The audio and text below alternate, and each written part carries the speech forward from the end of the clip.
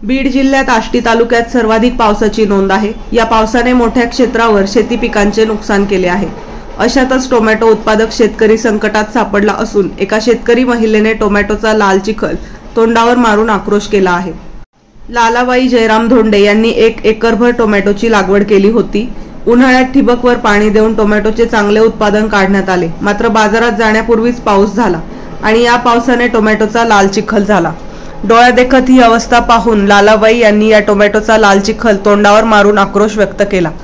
या पिकांचा पंचनामा करून नुकसान भरपाई मिळावी अशी मागणी या शेतकरी महिलेने केली आहे। काय देता येत असेल तेवढी मदत तुम्ही केलीच पाहिजेत। हो का, एवढीच विनंती आहे। लालाबाई लाल टमाटा हो का, त्याचा झाला चिखल। आता काय करायचं होता होईन एवढी मायबापांनो तुम्ही आम्हाला मदत। टमाट्याचं खूप नुकसान झाले, खुरपण आली, ही झाली, जवळजवळ 1 लाख रुपये खर्च झालाय। कर्ज पाणी बाजार करून आम्ही ही पैसे घेऊन ही पीक तयार केलं। तोंडात घास घालायला आला की हो काही असं झालं, हो काही कसं झालं। आता टमाटा महाग झाला तर आता हे काहीच नाही राहिलं। आता आम्ही काय करायचं? माझं नाव संपूर्ण सांगते, लालाबाई जयराम धोंडे। आम्हाला काही काम होत नाही तरी आम्ही पोटासाठी हे व्यवसाय करतो। नमस्कार, माझं नाव संकेत कोकाटे।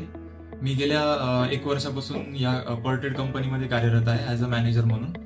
सो लोकांना गुंतवणूक करताना शेअर मार्केटचं नॉलेज नसतं। शेअर मार्केटमध्ये चढ उतार चालूच असतात, त्याच्यामुळे लोक गुंतवणूक करायला घाबरतात। पण मी जेव्हापासून पोर्ट्रेटमध्ये गुंतवणूक केली तेव्हापासून मला मार्केटचा परिपक्व नॉलेज भेटलं।